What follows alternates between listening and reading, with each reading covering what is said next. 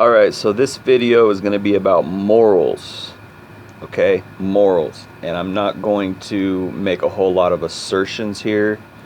Kind of just hypothetical, right?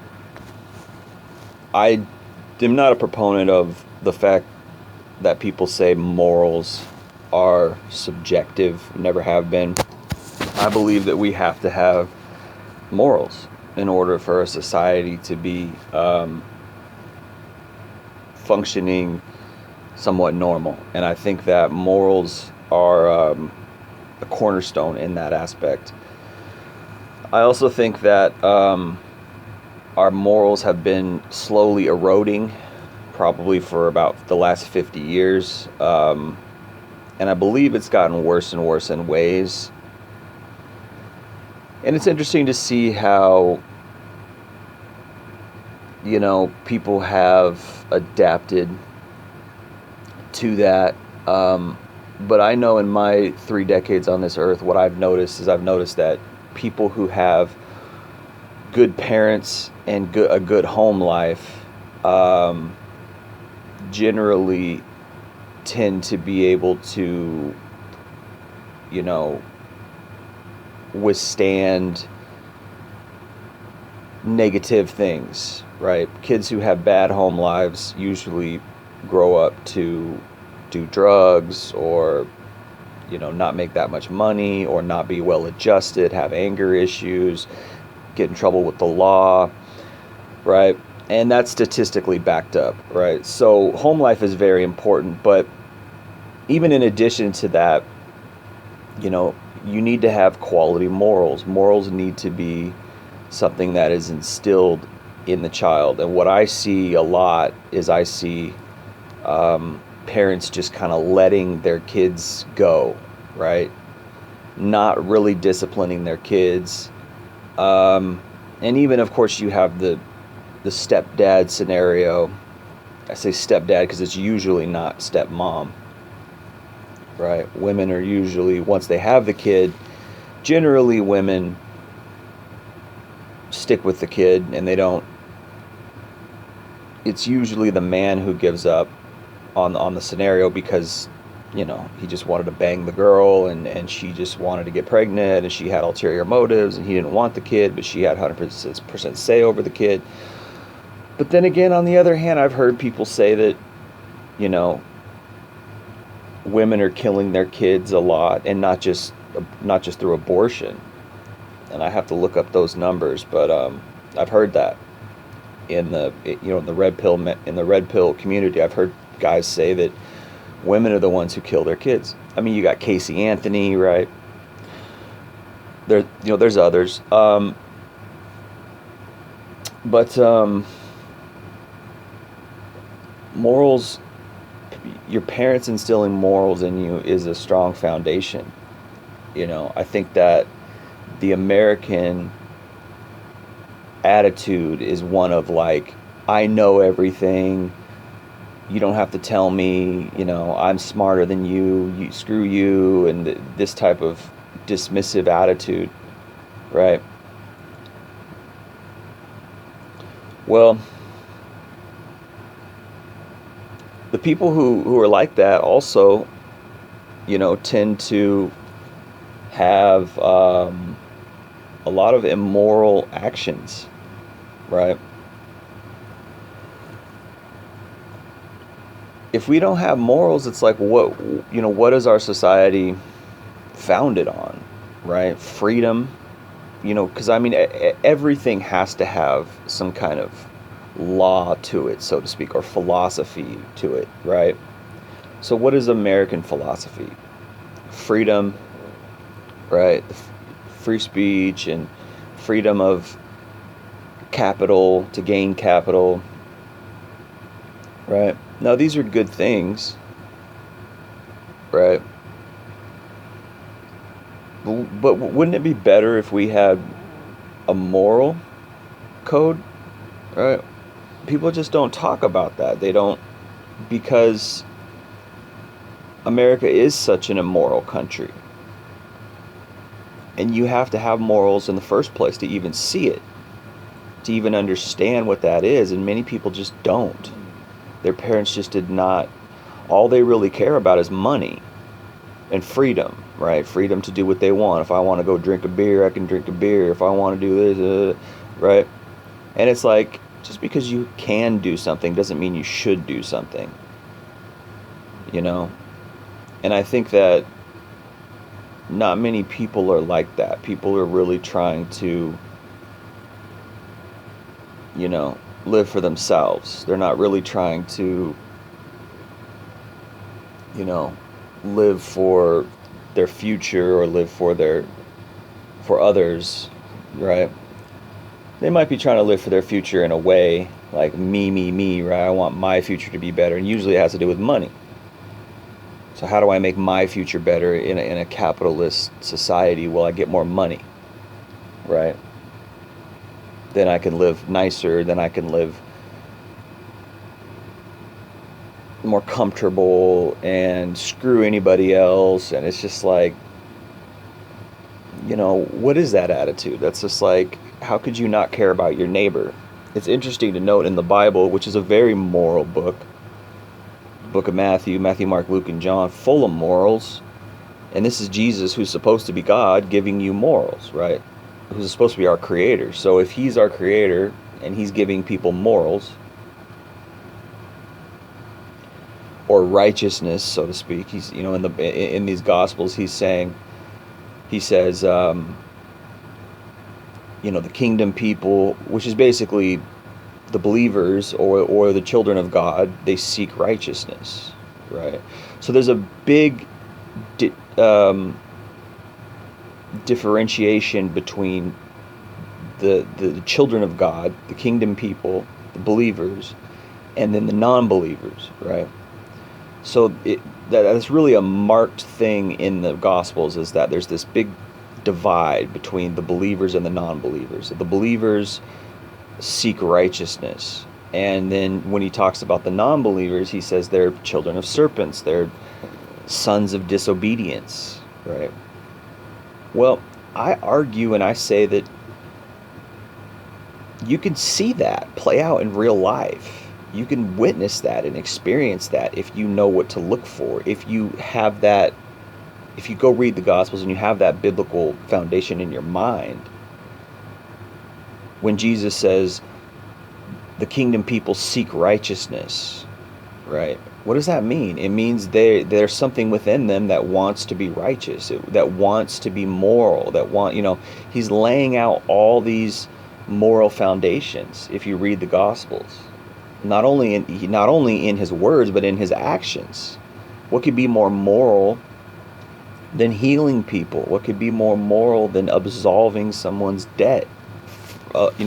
Debt of sin before God. What could be more moral besides making someone moral? Now, yes, he didn't judge people on the one hand, but on the other hand, he called a spade, right? He said the kingdom people seek righteousness.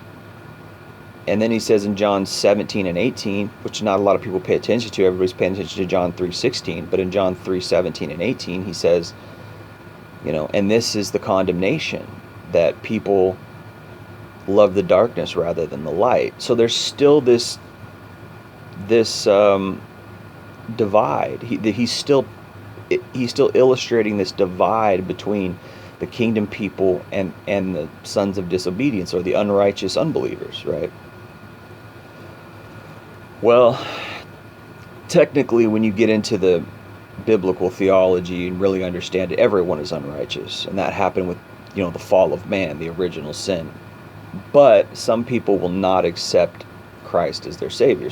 Many people will not accept that mode and means of reconciliation to God. And it's not in them to really accept that. They don't want to be righteous, right? Well, this is because, if you're not attracted to righteousness, if you're not attracted to morals, if you don't believe in that kind of thing, you think, oh, everything's all good as long as my kids get food, as long as I got my rent paid, like you can do whatever, like. And there's a lot of people out there like that, man. Lots and lots. If that's how you think, you know, um, I mean, really, to even an intelligent mind, to even a rational, objective, pragmatic mind, you would have to say that that's not good. Like, you would have to say that morals are objectively good, whether you believe in the Bible, whether you believe God is real or salvation, or you would have to say that, because if we have no morals, the Bible says, when the people have no vision, they cast off restraint. It's in the Old Testament. When the people have no vision, they cast off restraint. Well, what is a vision? A vision is that, well, God is real, and this world is built on a righteous foundation, but it got corrupted by the fall, right? And I would say you could even interchange the word vision with something else. When you have no code, you could say people cast off restraint. When you have no moral code, people cast off restraint. Well, what's the dangers of casting off restraint? Why can't we just eat McDonald's every day? Why can't we just go fornicate? Why can't we just have orgies? Why can't we just do drugs? I mean, it's like, isn't it obvious why you can't do those things? Or why you can, but isn't it obvious why you shouldn't? There's consequences. It's I mean, look at how Rome fell, right? They basically became extremely immoral, and their country fell soon after. A strong moral fabric means you have a strong country. I think that I don't think that, like, liberals and these atheist people who care about who you know don't like God and don't care about morals, and these same people who say morality is subjective. I think that if we removed the moral fabric foundation of God-fearing, righteous people out of this country, I think that the country would just collapse, right? I don't think they understand how important moral fabric is, or a moral foundation is to a society. Now, you can always argue and say, well, America's not moral, it was founded on slavery, and yes, you can, and that is true, and that is not moral, right? And you could argue and say, well, it worked, well, it did build our country, and it did work for the time being. It worked, but that doesn't mean that it was good. Right? It worked, but it doesn't mean it was good. Just like these immoral parents, your family might work, like it might function, in the sense that it hasn't folded quite yet, in the sense that, okay, you're paying your bills, you're feeding your kids, but that doesn't make it quality and good. You're just because you're feeding your kids and you're paying your bills, that's not the end of your job as a parent. You should raise quality children who have good hearts, who have good morals, who have good character. I don't think that whole part is important at all to a lot of parents, a lot of people. They don't care. You know? As long as I got my bills paid, I can do whatever I want. They're my kids, right? Well, you're raising immoral kids. You're raising kids who are going to grow up to be shitty and hurt other people and make the world worse, But, again, I'm not saying any absolutes here. I'm kind of talking hypothetically. Clearly, I believe in morals. Clearly, I believe in what I'm saying. But it's hard to convince people of that. It's hard to convince people that that matters. Those things matter. They don't want to hear. They don't believe it. Anybody who's idolizing Cardi B and Megan Thee Stallion, I mean, that's not a quality human being, right? Anybody who's idolizing these sex idols like Jennifer Lopez and Beyonce and all these women who are essentially selling sex, Shakira and Kesha, like, anybody who idolizes a woman like that you shouldn't be married. You shouldn't have kids. Like, you don't have proper morals. And likewise, anybody who idolizes Jay-Z or 50 Cent or all these gangster rappers, like, you shouldn't be having kids either. Like, the those things are not to, that they shouldn't be put on a pedestal. We shouldn't, yeah, let's idolize the whore. Let's idolize the thug. I mean, think about how backwards that is, how abnormal. But you have to have morals in the first place in order to even understand that that's abnormal. Or you would just think this is cool. It's like the Pied Piper, man. You're being led off a cliff. You're being led to the slaughter with this nice music.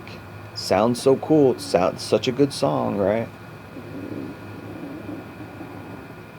And that's just one example. Alcohol, marijuana, drugs. I mean, all these things that society, acts like it's okay. Like, alcohol's one of the top leading, I think one of the top 5 leading killers in the world. I think it kills more people, you know, alcoholism, failed liver, whatever. And we don't even know what, now they legalize cannabis, we don't even know what that's going to do long term. We don't even know yet. It's going to take a whole nother generation to really study it and say, hey, is there really anything bad about this, right?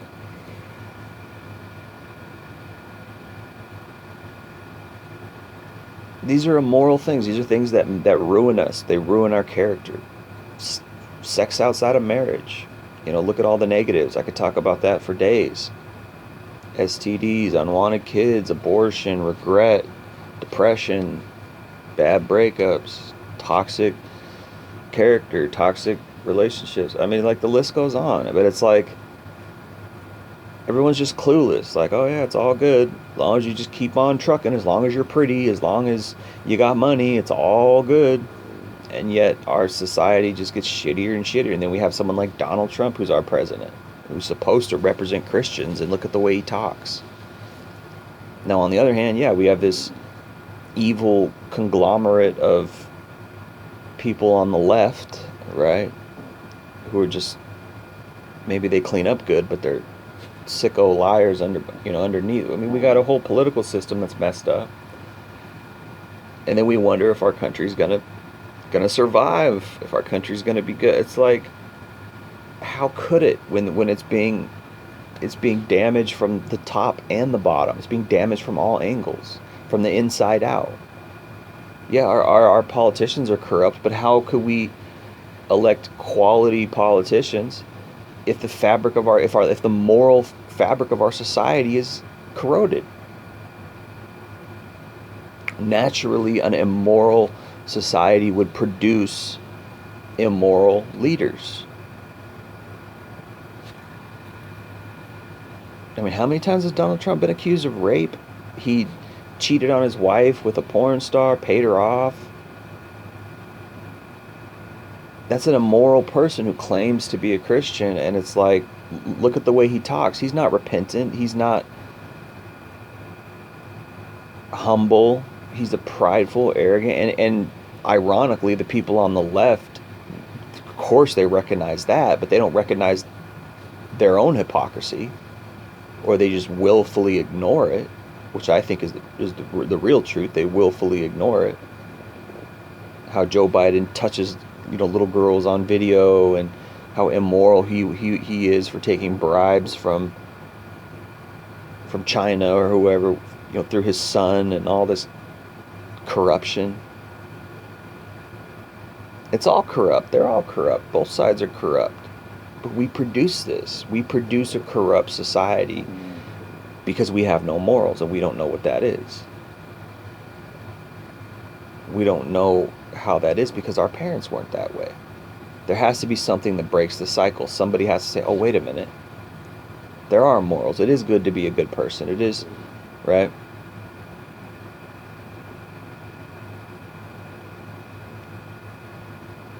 But I just see a lot of ignorant people, a lot of people in darkness, a lot of people who just don't know any better. And it's layered. It's very layered.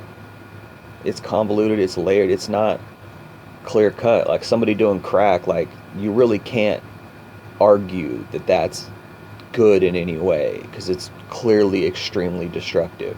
But there's some things that they might not be extremely destructive right away. They might just be slowly corrosive, right? Like alcohol or weed or,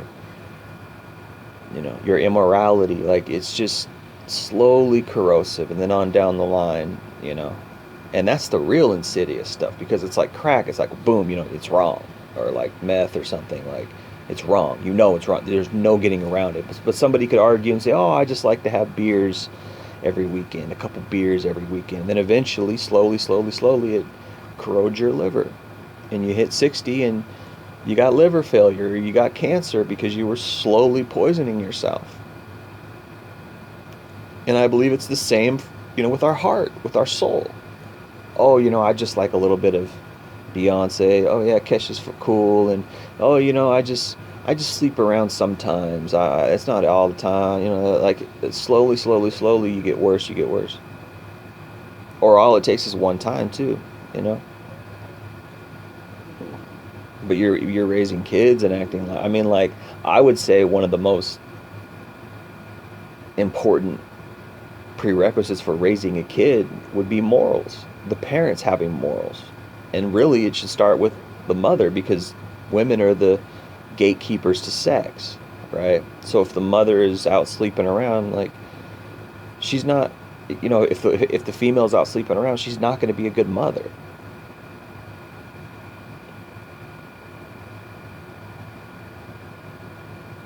And how could she be if she's chasing men with money or chasing bad boys or whatever she's doing, cheating on guys? Like, how could she be a good mother? And some people think that, oh, well, once she gets married, she'll calm down. Once she gets married, it'll be okay. Like, maybe, but I don't know, man. Even still, it's like she's got a past. And the Bible says the sins of the parents will be passed down to the children. Like, that shit stays with you. I haven't known many women who really turned over a new leaf once they got married, in the sense that, like, it shit sticks with your character. If you were out slutting around for 10 years before you got married, like, that's your character now. Maybe in 20 years you'll have a different character because you've been married for so long. That is if you're faithful. I mean, I'm sure a lot of these women who are out sleeping around, once they get married, they miss that lifestyle. They miss the fun. They miss that dick, and they might just go back. A lot of people cheat, man. A lot of people are cheating and getting away with it, and we don't even know. It reminds me of that Ashley Madison website when the hackers got to it, and it was like 50,000 or maybe even more than that, 500,000. I can't remember the number. You can Google that, but they used to have this site called Ashley Madison. I think the federal government shut it down. It was a cheating website for married people to cheat, and it was tens, if not hundreds of thousands of people when it got hacked were found on there. Married couples. People are cheating, man. People are doing dirty stuff behind closed doors. It's happening. Right? So just because, now you got married, everything's different, maybe. Or maybe not. Old habits die hard. Just something to think about, man. I think morals are important. I think that why would you want to marry an immoral woman? Why would you want to have a kid with an immoral woman? Why would you want to marry an immoral man? Why would you want to have a kid with an immoral man? You shouldn't.